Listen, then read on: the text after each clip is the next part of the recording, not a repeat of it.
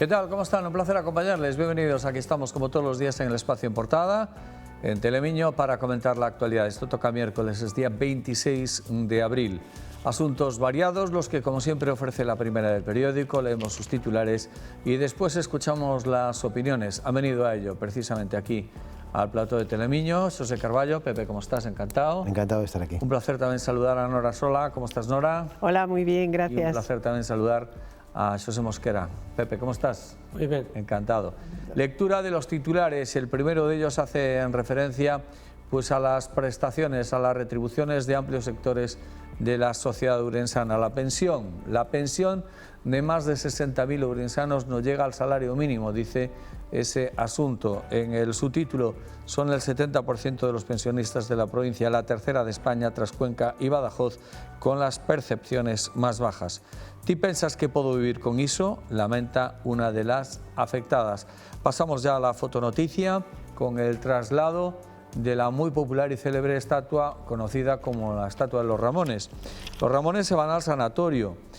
La estatua que Ourense dedicó a los Ramones, Cabanillas y Valle Inclán, obra de otro Ramón, conde por cierto, y que marcaba el cruce entre las calles que llevan sus nombres, desapareció ayer del lugar después de 4 horas de complejo trabajo. Su destino, obras de reparación en Madrid, al menos para un mes. También 10 partidos optarán a la alcaldía de la ciudad frente a los 15 del 2019. Efectivamente, el Boletín Oficial de la provincia, por otra parte, publica hoy todas y cada una de las candidaturas de los 92 concellos de la provincia.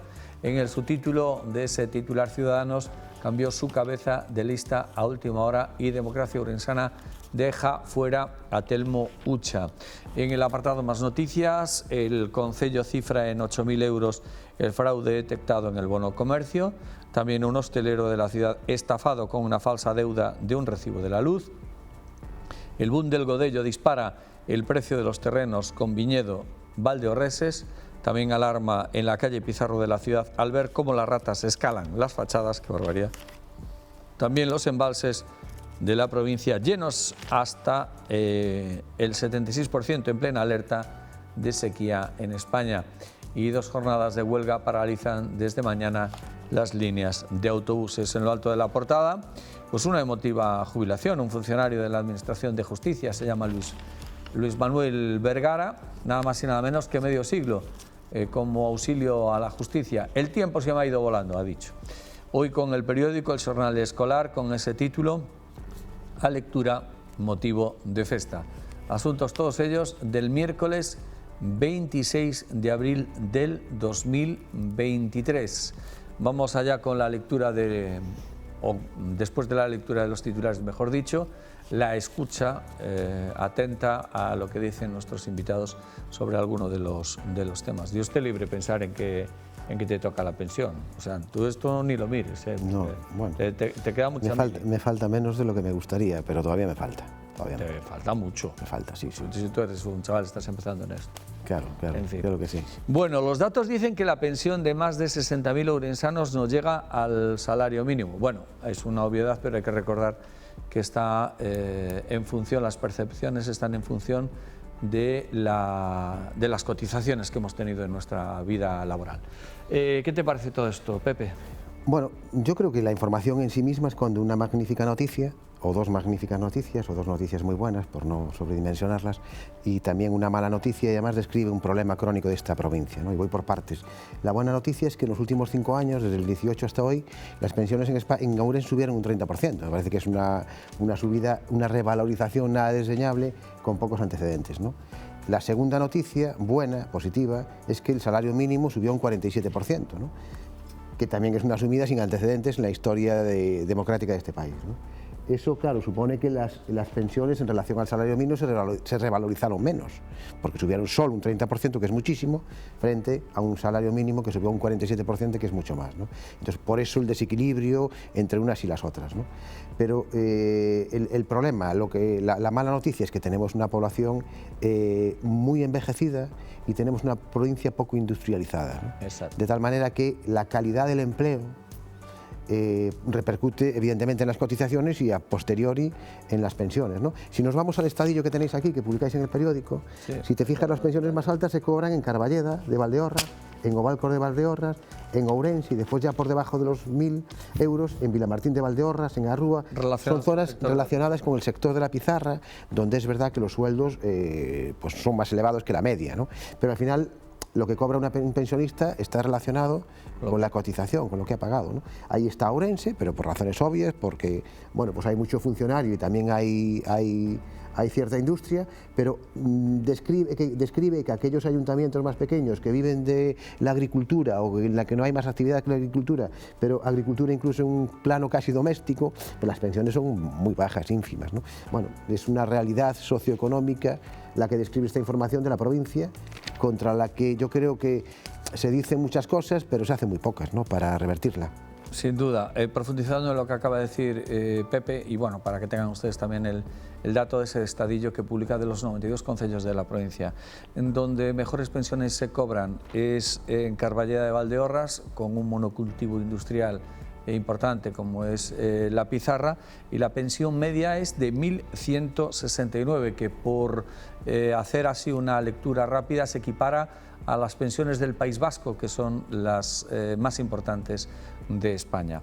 En el lado contrario, el último concello donde peores prestaciones de este tipo se reciben es el concello de Avión, donde pues la pensión media es de 623 euros, que es un poco la radiografía, digamos, que de dónde se trabaja, para quién se trabaja y lo que se tributa o lo que se destina a las prestaciones. Nora.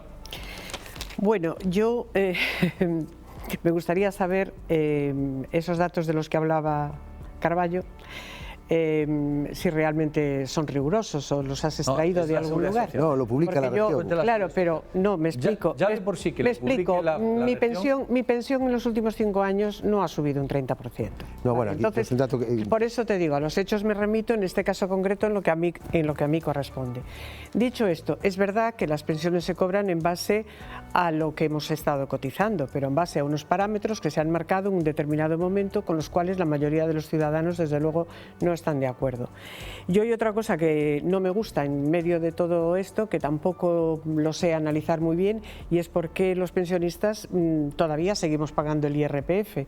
Es una cosa que después de haber estado toda la vida pagando este impuesto del rendimiento de las personas físicas, a nosotros todos los años en nuestra pensión nos deducen una cantidad importante que, tratándose de una pensión, considero que ya deberíamos estar exentos de eso. Es una opinión personal, lógicamente, y por la parte que me corresponde.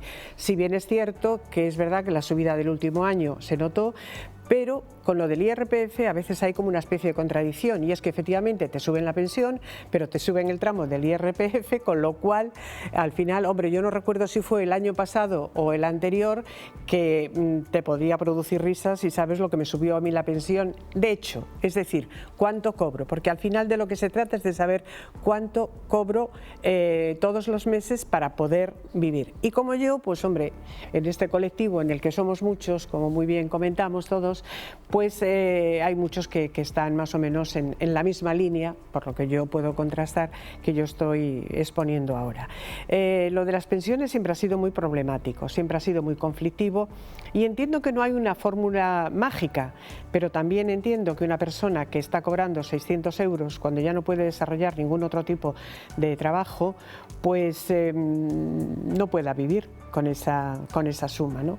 Entonces, creo que la reforma de las pensiones todavía está por hacer para poder asentarnos de una manera digna y para poder establecerlo de una manera en la que el pensionista resulte medianamente compensado por todo el trabajo que ha realizado. Porque seguimos dándole vueltas. La pensión no es una ayuda. La pensión es una cotización que hemos hecho los ciudadanos durante nuestra etapa laboral y que después cobramos en mayor o menor cantidad de acuerdo a esos parámetros que se habían marcado. También es verdad que gracias a Dios estamos viviendo bastantes años después de la pensión y puede que eso a lo mejor es lo que nos esté considerando. Pero bueno, personalmente considero que habría que darle otra vuelta y completamente en serio. Muy bien. Pepe. Bueno, eu quería destacar que, a ver, as pensións neste caso teñen unha relación, por o que se ve aí na información, moi directa ca actividade económica, moi directa. É dicir, que o Concello adicado á Pizarra, que é Carballeda de Valdeorras, teña a pensión media máis alta, pois denota que é un Concello volcado nunha actividade onde se produce unha cotización superior ao que é o habitual e por aí aparece pois como consecuencia unha pensión que es así, está por encima do salario mínimo interprofesional. Pero, salvo ese caso, os demais eu vexos todos por debaixo. Que ocorre? Que tamén hai outro parámetro nesto que ten que ver co tipo de provincia. É dicir, así como destacaba o industrial no caso de Carballeda de Valdeorras, pois tamén hai que destacar que moitas desas pensións generáronse por o sistema agrario. E polo sistema agrario a cotización era moi pequena desde o punto de vista das cuotas, dos bonos que se pagaban mensualmente. Creo que aí o que non se ponderaba é ese servicio que esas persoas facían á comunidade, porque ese servicio que facían á comunidade cada vez foi caendo máis. É dicir, eles aportaban alimentación. Esa alimentación, agora miramos pouco po lado, porque non a hai, pouca hai, unha desapareceu no sentido de xa non a alimentación das persoas, senón a alimentación dos animais, deixouse de cultivar o millo en grandes extensións porque sementabas o millo, pero non se chegaba con nada a casa, porque os xabarís se encargaban de liquidar a cosecha. E iso foi pasando, hasta que os xabarís chegaron á cidade. E nada se fixo nese sentido. É dicir, que aqueles que vivían no seu día, que tamén foi outro dos elementos, no entorno rural, tiñan, de algún xeito, un complemento alimenticio a convivir con esa pensión. Pero moitos deles foron chamados por os encantos da urbe para que algúns se puxeran as bolsas ben cheas vendéndolle os correspondientes inmuebles. E claro, agora están nun lugar donde ese complemento non existe, co cual é ainda maior a desigualdade que se produce nese sentido. Pepe. Nada, yo simplemente por matizar lo de Nora, yo quería poner el foco en los últimos 5 años porque es verdad que ese incremento se produjo, ¿no? Entonces la situación de los pensionistas y de la gente que cobra, de las personas que cobran el salario mínimo es notablemente mejor ahora que hace 5 años. Es muy mejorable siempre. Siempre, ¿no? Y el tema del IRPF además es verdad que es un poco absurdo, ¿no? No tiene demasiado sentido y está bien argumentado el que se modificara, pero bueno, es una cuestión que supongo que tendrán que valorar, ¿no? Pero es objetivo que en los últimos 5 años, desde el 18 hasta ahora, hubo una mejora generalizada tanto en las pensiones como en el salario mínimo, ¿no? Y después yo creo que en el fondo el problema de esta provincia es solo uno, que es la falta de actividad económica, como decía. Claro. ¿No? Eso es lo que resolvería todos los demás problemas. El de que la gente joven se tenga que ir porque no encuentra trabajo, el de que la población envejezca porque no hay gente joven que se quede, el de la natalidad porque la gente y sus proyectos de vida empiezan demasiado tarde. 2 de cada 3 españoles creo que viven con sus padres hasta los 34 años, ¿no? Una barbaridad. Con 34 años nosotros ya teníamos familias, ¿no? Todos. Te quiero decir que todo eso es la clave del problema. Donde hay actividad económica, evidentemente hay más gente joven, hay más población, hay pensiones más elevadas, y donde no la hay, como refleja esta estadística que publicáis, pues la situación es la contraria. Y por eso yo creo que a esta provincia lo que le falta, básicamente, le sobran eslóganes como capital termal o capital de no sabe muy bien qué, y le faltan proyectos industriales y proyectos de dinamización económica. Y no hablo solo de industria, hablo de... El termalismo puede ser una alternativa, pero a ver, de verdad, ¿no? No con lo que tenemos no generamos riqueza ni actividad económica, ¿no? Somos la provincia, la ciudad de Galicia mejor comunicada, creo.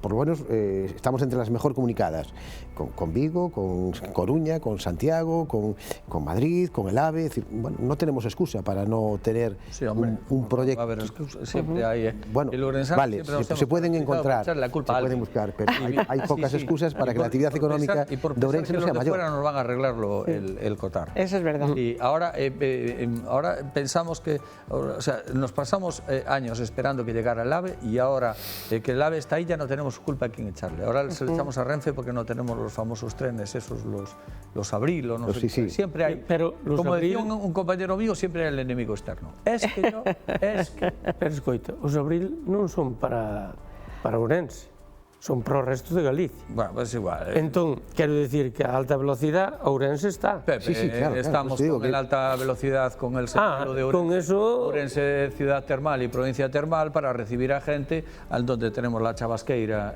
cerrada, el entorno de Asburgas como está, el centro de interpretación de Asburgas cerrado, etcétera, etcétera, sin atender. Bueno, en fin, vamos a la pausa para la publicidad, volvemos de inmediato en la segunda parte. Hasta ahora.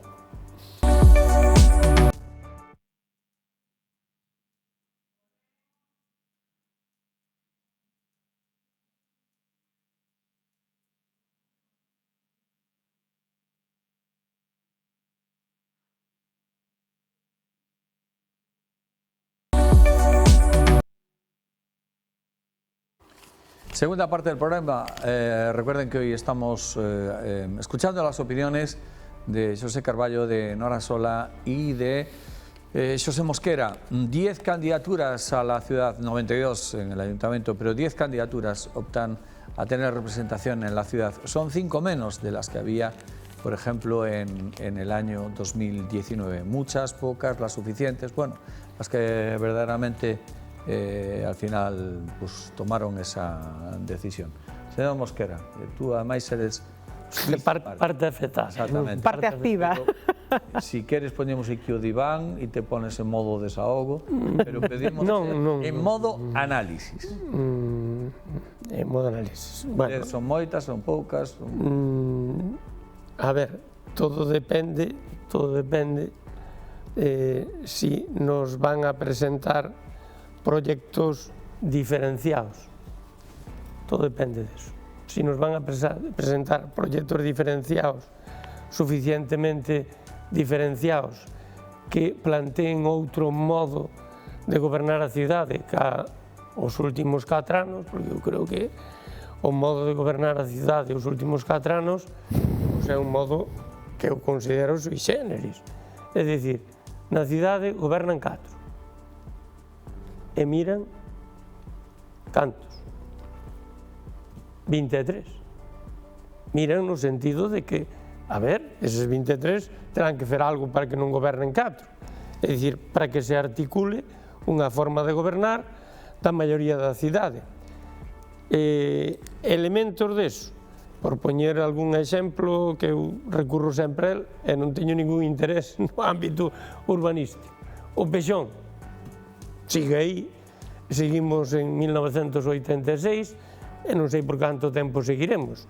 Eu creo que é importante decir, vamos a coller este touro, vámoslo a sacar adiante, con que parámetros vamos a sacar adiante, ou vamos a consensuar para que teña recorrido e non pase por impugnacións e cousas que o volvan a dificultar. Bueno, eu creo que iso é importante.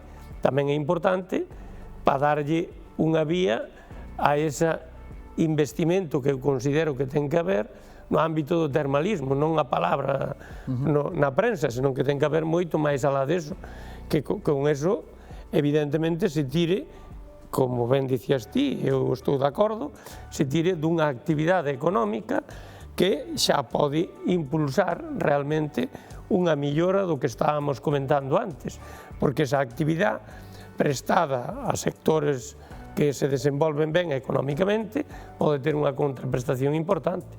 Vale.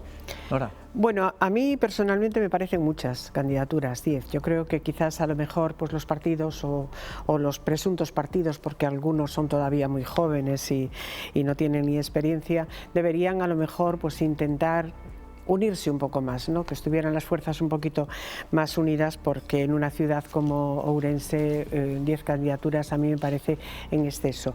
Al final el resultado va a ser lo que ya hemos visto en otras ocasiones, y es que va a haber muchos votos perdidos y que todo eso pues no va a significar prácticamente nada a favor de la ciudadanía. Yo creo que el hecho de que se publique esta noticia hoy en la página número 13 de La Región ya es que está bien meditada también por aquello de las meigas, ¿no? y demás. Pero personalmente creo que era mejor que hubiera partidos un poquito más fuertes, que pudieran ofrecer un programa concreto y tomarse todos en serio el desarrollo de la ciudad. Muy bien, Pepe. Bueno, son 5 partidos menos, ¿no? Que hace... Pero es verdad que los partidos que se presentan sumaron alrededor del 90% del voto. Es decir, los que no se presentan tuvieron poco impacto en el resultado o ninguno, ¿no? Y creo que estaba echando ahora cuentas, el 75% del voto lo concentran PSOE, PP, BNG y Democracia Orensana, ¿no? Con lo cual, bueno, pues no me parece tan relevante que se presenten menos partidos, por lo menos en cuanto al resultado. Sí que es importante las propuestas que hacen, y también es importante la selección que hicieron de candidatos, ¿no? Porque eso es al final lo que va a determinar muchas decisiones, ¿no? Me da que van a ser estas unas elecciones muy inciertas, ¿no? O lo están siendo. Yo cada vez me encuentro más gente por la calle que no sabe a quién votar, y eso puede no ser sorprendente a un mes de las elecciones, ¿no? Pero es que incluso no sabe a quién no votar, con lo cual contempla todas las opciones, ¿no? Y eso amplía muchísimo el abanico de posibles resultados, ¿no? Bueno, a ver qué pasa, a ver cómo evoluciona la campaña, a ver qué aporta cada uno de los candidatos, algunos con sobrada experiencia, y a ver qué decisión toman los ciudadanos, ¿no? Pero bueno, yo creo que son unas elecciones de gran incertidumbre, ¿no? ¿Percibís esa incertidumbre, es decir, o en lo que vosotros pensáis, o lo que os transmite la gente con la que estáis, pues tomáis un café, o de la familia, compañeros de trabajo, o sea, ¿percibís esa misma incertidumbre? A ver, ¿no? Sí, yo la percibo, y la percibo mucho, y además cuanto más días pasan, más la percibo. Percibo una cierta saturación política en la mayoría de la población, incertidumbre en base a que no se sabe muy bien qué se está haciendo en diferentes aspectos, y sobre todo como una pequeña o ligera, diría yo, desconfianza hacia cualquier cosa que nos están contando, ¿no? En general, yo lo que percibo es lo que antes comentaba Carballo, es verdad, hay mucha gente que no sabe a quién votar, y hay mucha gente que no sabe a quién no votar, todavía está ahí el indeciso. Pero es que lo que yo percibo fundamentalmente es que no estamos contentos con lo que está pasando, y no sabemos a qué están jugando, ¿no? Porque además hemos entrado todavía en un más allá que despierta el desinterés de la población, y es que todos prometen mucho, nadie hace nada, y así llevamos ya algún tiempo. Entonces, ¿para qué vamos a ir a votar? Es posible que este año notemos mucho la falta de participación en las urnas por parte de la ciudadanía, es posible, aunque es verdad que también el día anterior casi todo el mundo se conciencia y dice, bueno, voy a ejercer mi derecho al voto, pero es que encima, y al final, tú vas y votas, y ni siquiera vota la lista más votada. O sea, ni siquiera gobierna la lista más votada, sino que es por un pacto político posterior el que va a llegar, en este caso concreto, a la alcaldía. Muy bien, Pepe. A ver, eu creo que estábamos comentando antes de entrar no programa, igual que falábamos do tema da información, do periodismo, do tipo de periodismo que se fai. Creo que na representación política se leva xa anos, non poucos, senón bastantes, denigrando esa representación política. Denigrándoa con moitas cousas, con comportamentos que non corresponden, con críticas que son absolutamente superfluas e non conducen a nada, e con eso eu podo dicir que desde o punto de vista de conseguir que a xente se implique e participe, está nas antípodas deso, porque non quere para nada en algo que está vilipendiado, mal visto, mal mirado, ten unha pésima consideración social, implicarse nel. E eso pasa na parte activa, o sea, na parte dos que poden participar, e na parte pasiva, eu creo que a ilusión non a vexo.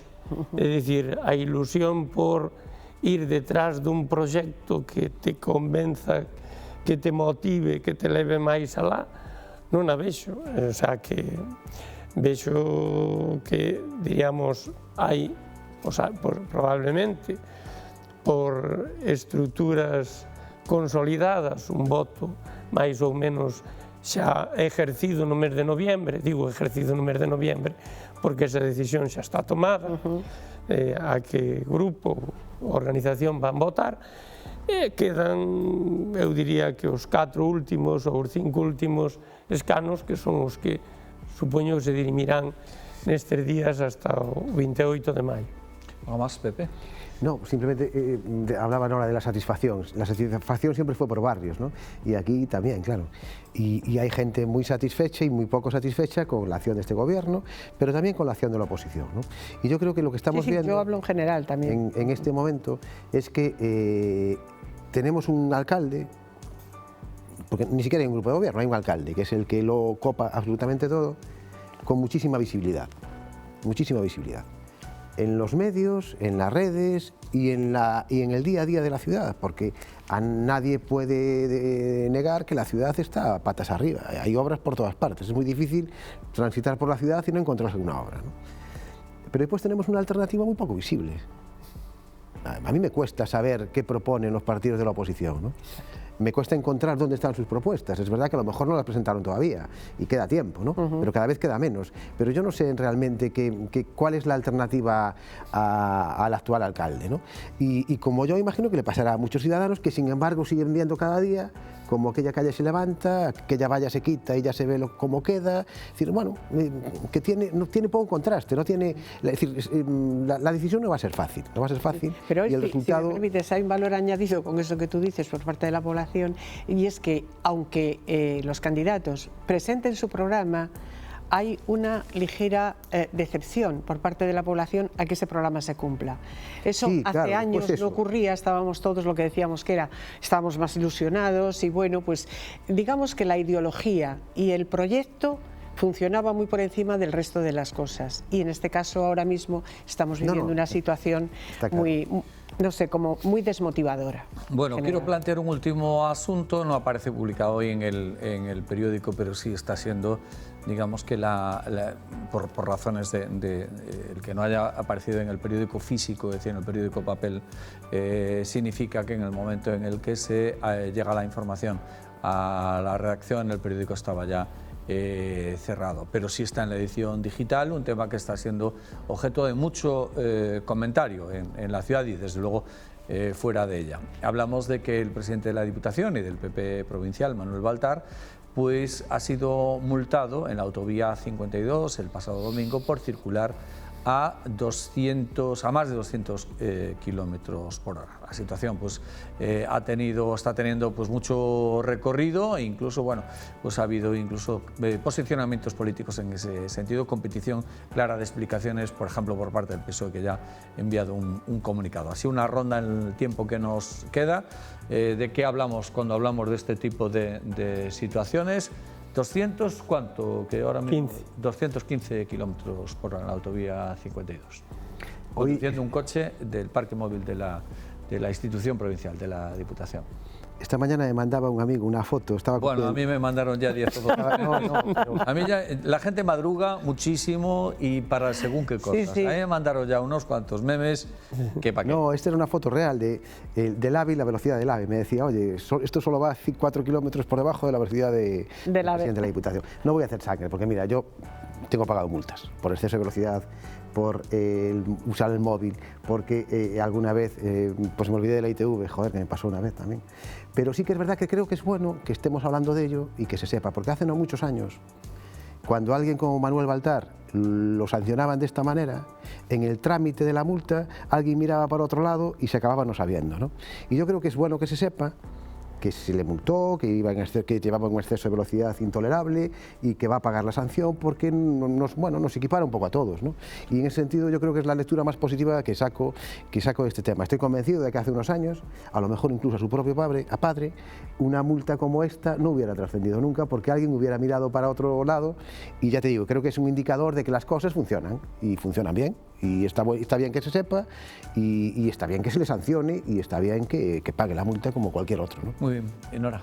Pues nada que añadir, la verdad es que estoy totalmente de acuerdo.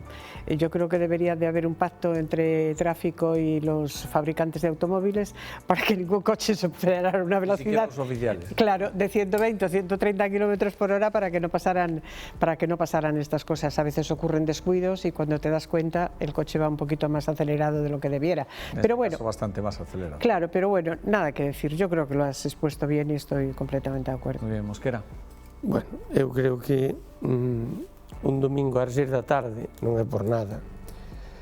Non hai ningunha reunión en Madrid que teña unha hora determinada. Eso por falar de razonabilidade, non?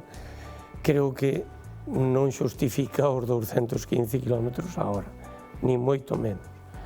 Que non todos imos exactamente co pé nos 120, tamén é certo, pero de aí aos 215 é o doble. E creo que é un acto de imprudencia. Falaba ele do pai, con seguridade o pai iba co chofer. E con seguridade o pai, digo máis, porque tamén sabía un pouco as súas costumbres, o pai se tiña unha reunión justificativa deso, o luz, salían o luz ás 6 da mañá ou ás 5:30 co chofer correspondiente para Madrid. Esos eran os parámetros nos que se movía aquel. Domingo, 6 da tarde, pois a verdade que eu non alcanzo a ver a xustificación do tema. Que conste que yo me refería al padre por referirme a otros tiempos, no al padre, sí. No pretendía a unos años atrás. No al padre institucional. Pero sí que es verdad cuántas multas, ¿no? No acabaron en cajones, ¿no? Sí. Bueno, pero de muchas más personas. De muchas más personas, pues te digo, de muchísimas personas, claro. Estas multas antes no trascendían, ¿no? Bueno, lo dejamos aquí. Como siempre, muchísimas gracias al señor Carballo. Hasta la próxima, Pepe. Encantado. Hasta la próxima, Nora. Muchas gracias. A ti. Y hasta la próxima también, Mosquera. Un placer. Hasta luego. Igualmente. Y a todos ustedes, pasen buen día. Mañana volvemos a echar un ratito de tele por aquí comentando la actualidad. Hasta entonces, a disfrutar, amigos.